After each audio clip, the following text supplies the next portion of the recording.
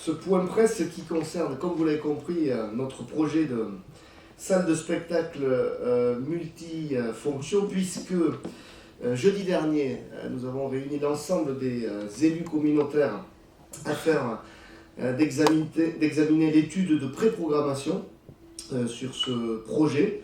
Les cabinets d'études qui nous assistent ont, lors de cette réunion, présenté divers scénarios et il en a résulté diverses orientations que du coup je souhaite évoquer avec vous avant de les présenter au prochain conseil communautaire qui se déroulera le 17 juillet.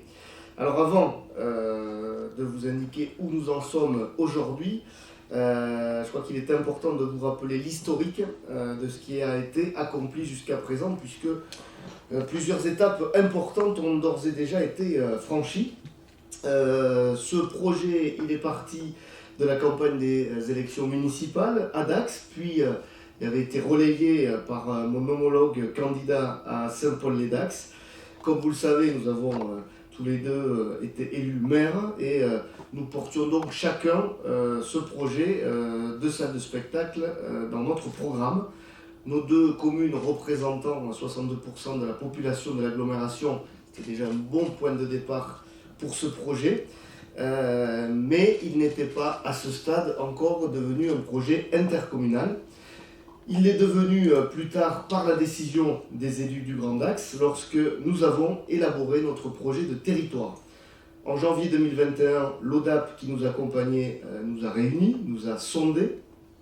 À l'époque, on avait reçu un questionnaire visant à déterminer nos attentes pour le territoire. Chaque élu avait été destinataire de ce questionnaire dans lequel l'ODAP demandait notamment quel est l'équipement qui manque aujourd'hui le plus au territoire. Et sur les 43 réponses reçues, 28 élus ont répondu la salle de spectacle, soit 66%. En seconde position était arrivée une médiathèque avec 3 citations, puis venait le golf avec 2 citations. L'attente des élus était donc claire. Nous avons ensuite travaillé sur le contenu du projet de territoire et la salle de spectacle a naturellement été proposée. Elle a été entérinée à l'unanimité, sans aucune réserve verbale de quiconque. C'était le 29 septembre 2021. On a continué le processus et quelques mois plus tard, nous avons débattu de l'intérêt communautaire d'un tel équipement. Quasiment tout le monde l'a reconnu puisqu'il y a eu 46 voix pour la reconnaissance de cet intérêt communautaire pour cet équipement. Comment d'ailleurs pouvait-il en être autrement, puisque un tel équipement, par définition, ne profitera pas aux seuls habitants d'une commune, mais bien évidemment à tous ceux qui résident sur un même bassin de vie. Alors, une fois l'intérêt communautaire reconnu, nous avons lancé les études de faisabilité. Nous avions, nous, élus, l'intuition qu'il fallait une salle de spectacle sur le territoire, mais la question, bien évidemment, était est-ce que ce projet était réellement viable. Donc l'ACET a été chargée de répondre à cette question. Au bout de 6 mois, elle a conclu que oui, il était opportun de construire une salle de spectacle multifonctionnelle sur le Grand Dax. Cette étude, rendue par l'ACET, a été examinée par les élus, ils ont pu la questionner, et en juillet 2022, ils décidaient, à nouveau à une écrasante majorité de 44 voix, de voter pour l'entériner. Tout comme ils ont entériné ce jour-là la méthode pour choisir le site d'implantation du futur équipement. Un appel à candidature a donc été organisé, des candidatures furent déposées, elles ont été analysées par la SATEL, l'établissement public qui dépend du conseil départemental des Landes. La SATEL a alors recommandé la candidature du site d'Aqua, recommandation qui a été votée par le conseil communautaire en décembre 2022. Nous pouvions donc travailler à la rédaction d'un cahier des charges visant à désigner un cabinet qui aurait donc la charge de rédiger une étude de programmation. Donc pardon, ça aurait été un peu long sur ce rappel historique, mais ce détour dans le passé nous montre une chose. Nous tenons à mener ce projet, qui est un projet lourd pour une collectivité comme la nôtre, avec sérieux et rigueur. Les habitants du Grand Axe peuvent constater qu'il y a une méthodologie. Nous ne faisons pas les choses ni par incantation, ni par improvisation, ni en relayant des propos du café du commerce. Nous sommes tous accordés sur un souhait de créer une salle de spectacle sur le territoire. Nous avons intégré cette compétence dans les statuts de la communauté d'agglomération. Nous avons lancé une étude de faisabilité et une fois les conclusions rendues, nous avons déterminé le lieu d'implantation que nous avons fait expertiser et puis seulement après, nous avons donc lancé une étude de programmation. C'est là où nous en sommes. Une étude de programmation, qu'est-ce que c'est et à quoi cela sert-il?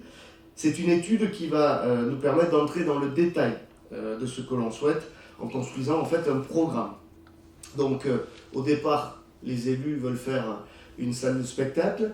Ils souhaitent aussi qu'elle soit multifonctionnelle, qu'il y ait d'autres usages.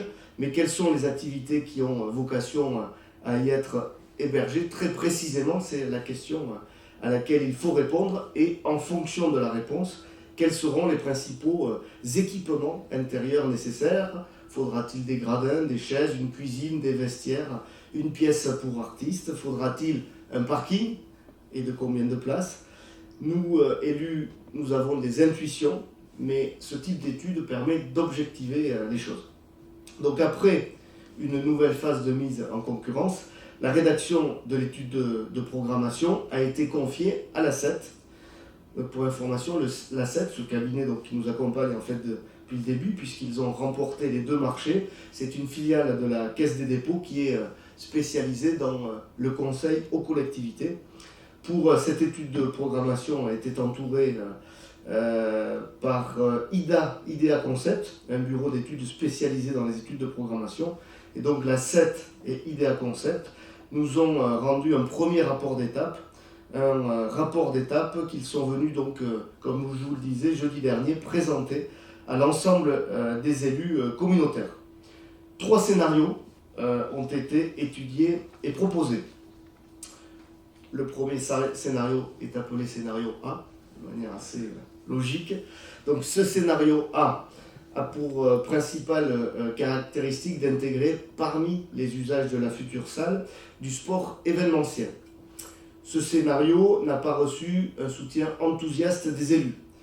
D'abord parce que le sport événementiel hors rugby n'est pas très développé sur notre bassin de vie. Alors il y a bien évidemment le basket, mais l'actualité récente, avec notamment l'échec du projet de fusion entre nos 2 clubs territoriaux, puis les malheurs financiers du DGB, montre qu'il n'y a pas un besoin incontestable en la matière. De plus, ce scénario générait des surcoûts en investissement, avec l'achat d'un gradin rétractable permettant la configuration bifrontale en termes de sport, ainsi que l'achat de 2 écrans géants de score pour suivre les matchs. Il générait des surcoûts de fonctionnement en raison de la manutention nécessaire pour installer et désinstaller la salle pour les matchs. Il générait aussi une perte de recettes pour la collectivité en raison d'une immobilisation importante de la salle due au jour de préparation préalable au match et au jour de démontage. Et enfin, ce scénario avait un autre inconvénient qui était celui de réduire la jauge pour les spectacles et les concerts, une réduction d'environ de 300 à 600 places par rapport aux 2 autres scénarios. Ainsi, au vu de l'ensemble de ces éléments, la prédisposition des élus s'est orientée assez unanimement pour un scénario sans sport événementiel. Il restait donc les scénarios B et C qui, eux, ne comprenaient pas cette configuration sport événementiel, c'est-à-dire pour sport collectif de grande capacité. Donc ces scénarios B et C se différenciaient pour l'essentiel sur la capacité de la salle en mode spectacle-concert. Le scénario B comportait 3200 places au maximum et le scénario C 3400 places. en configuration assis seulement. Le B était à 1700 places et le C à 2000 places. L'autre différence entre ces deux scénarios était bien évidemment leur coût respectif.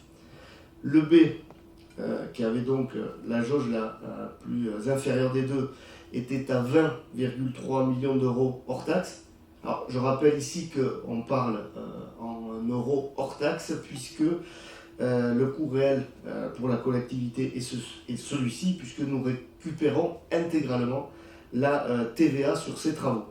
Donc le scénario B, 20,3 millions hors taxe, et le scénario C était à 21,76 millions d'euros hors taxe, un coût qui comprend la construction de la salle, ses intérieurs, mais aussi le parvis extérieur, l'aire logistique, les voies d'accès et un espace de stationnement. Je précise que par prudence, ce coût intègre aussi une marge pour les aléas qu'il faut hélas parfois constater sur ce type de construction. Entre ces deux options, qui restaient donc le scénario B et le scénario C, la préférence des élus s'est portée sur le scénario C. La différence de coût, d'environ 1,4 million d'euros, est apparue absorbable budgétairement à l'échelle de tout un mandat. Et puis surtout, nous avons ressenti la crainte chez les élus d'une réédition des erreurs du passé lorsque, par exemple dans la conception du complexe Colette-Besson ou d'Aquae, il avait été choisi de jouer plus petit bras. Et aujourd'hui, on se retrouve par exemple avec des pistes d'athlétisme où le nombre de couloirs est insuffisant, où les couloirs de nage sont limités, ce qui pénalise par la suite d'autres usages et par exemple empêche d'accueillir des compétitions. En plus, les élus ont rappelé qu'un tel équipement devait se concevoir dans la durée, que tout notre territoire était en expansion démographique et que donc il ne fallait pas voir trop petit si l'on voulait éviter de se rendre compte dans quelques années qu'on avait construit un équipement sous-dimensionné. Fort donc de l'ensemble de ces arguments et de ce positionnement, c'est donc le scénario C que je présenterai aux élus communautaires lors du prochain conseil qui se déroulera le 17 juillet prochain. Dans notre vision des choses, vous avez compris que nous avons souhaité privilégier la fonctionnalité des spectacles et des concerts en choisissant une capacité d'accueil ambitieuse pouvant aller jusqu'à 3400 personnes.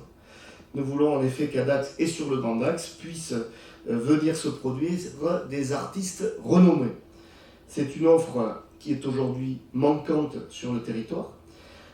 Certes, une fois par an, nous disposons de cette catégorie de concerts aux arènes de Dax, mais cette organisation revêt un caractère exceptionnel car l'équipement, les arènes ne sont pas conçues pour ce type d'événement et tout concert reste hélas soumis aux aléas climatiques.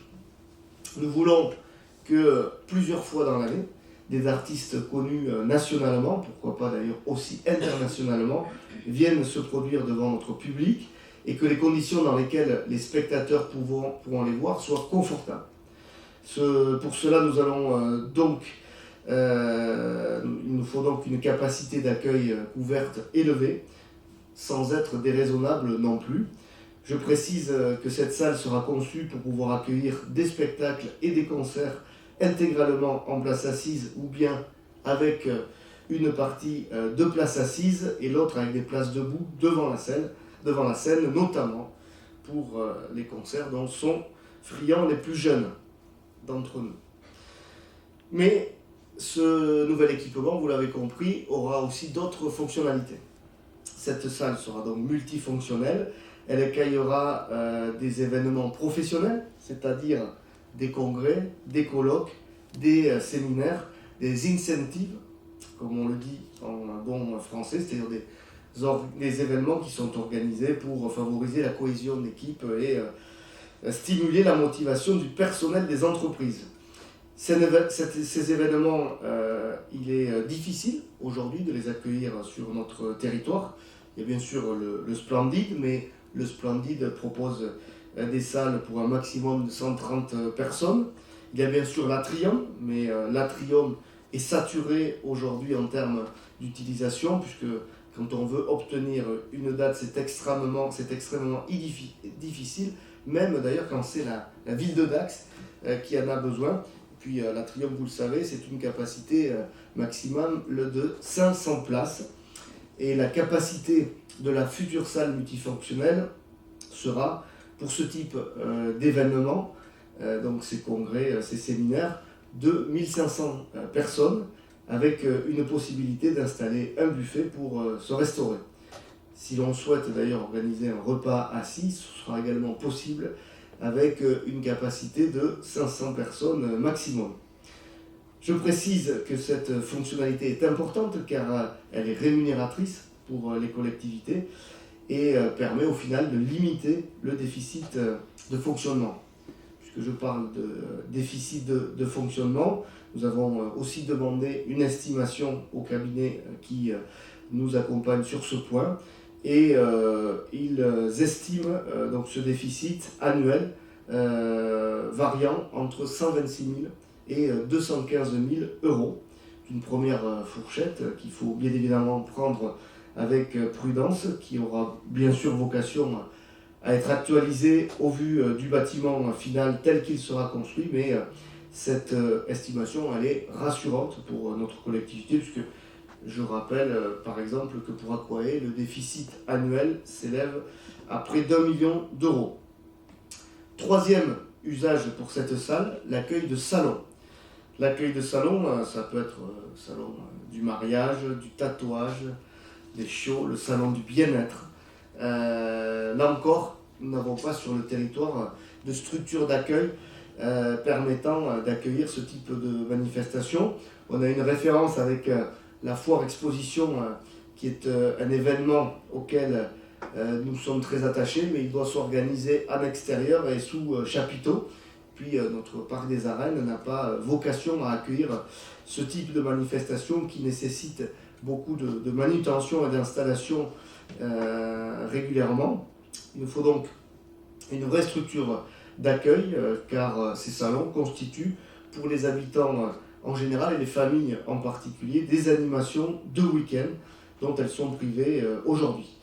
À titre indicatif, la future salle pourra donc accueillir jusqu'à 300 stands si on part sur une hypothèse moyenne de stands de 2-3 mètres sur 3. J'ai évoqué les salons grand public, mais bien évidemment, il pourra s'agir aussi de salons professionnels. Au-delà de ces trois usages principaux, donc je vous rappelle, les spectacles, les événements professionnels et les salons, le nouvel équipement pourra aussi accueillir de manière plus périphérique des cafés-concerts, ou aussi ce que nos programmistes appellent des loisirs indoor, c'est-à-dire des offres ponctuelles de divertissement comme des aires de jeu de type structure gonflable, des trampolines pour les petits et grands, des escape games événementiels, des jeux d'arcade, le tout abrité à l'intérieur de l'équipement. Des équipements sportifs comme des galas de boxe par exemple ne sont pas non plus à exclure et tout cela s'étudiera au cas par cas. Dernier point que je voudrais aborder, c'est la question du stationnement, puisque l'étude de programmation confirme ce qu'avait d'ailleurs indiqué l'étude de faisabilité, savoir un besoin spécifique évalué à environ 250 places. Or, l'environnement, puisqu'on a refait un point précis sur ce sujet, l'environnement actuel de l'emplacement de la salle de spectacle comprend plus de 1800 places déjà existantes et que l'on peut mutualiser. Des places sur le boulevard des Sports, sur le parking de Carrefour, sur le parking de l'Écarteur, sur le parking à côté du KFC, sur le parking des Berges, des Quais et des Remparts, sur le parking du Pont-Neuf, de Saint-Pierre, des Salines, du Chanoine-Borne, sont toutes à proximité du futur équipement. Mais malgré tout, nous allons construire 80 places supplémentaires sous la salle de spectacle et nous étudions aussi la possibilité de rajouter 130 places supplémentaires sur le site où va se trouver la salle, au nord-ouest, du côté boulevard Yves du Manoir, des places qui pourraient aussi servir de stationnement au quotidien pour les Dacois sur la ville de Dax et qui donc pourraient être prises en charge par cette collectivité. Ce point sera étudié de manière plus approfondie. Du coup, je ne souhaite pas qu'on se lance dans ce secteur, dans la construction irraisonnée de places de parking, puisqu'il s'avère qu'il y en a déjà suffisamment pour les grands événements. Il faut être vigilant et éviter la construction de places qui, tout au long de l'année, constituent des friches inesthétiques et qui constitueraient aussi du gaspillage d'argent public. Donc pour conclure, je rappelle que les orientations que je vous ai présentées seront à valider lors du conseil communautaire du 17 juillet, mais elles ont été validées au cours de la commission générale qui s'est tenue la semaine dernière. Du coup, ce conseil communautaire constituera le 4e débat, le 4e vote consacré à cette salle de spectacle. Chaque étape a donc à chaque fois été validée par un vote. Et ce qu'aujourd'hui on peut dire au Grand Dacois, c'est qu'avec ce projet, nous faisons le choix de porter pleinement une ambition. L'ambition de développer sur notre territoire une offre de loisirs, une offre de divertissement, une offre d'animation. Et nous sommes convaincus qu'il s'agit là l'un des enjeux de bien-être de nos concitoyens, tous ceux qui vivent et résident sur les 20 communes qui composent le Grand Dax et bien évidemment tous ceux qui viendront nous rendre visite pour profiter de ce nouvel équipement.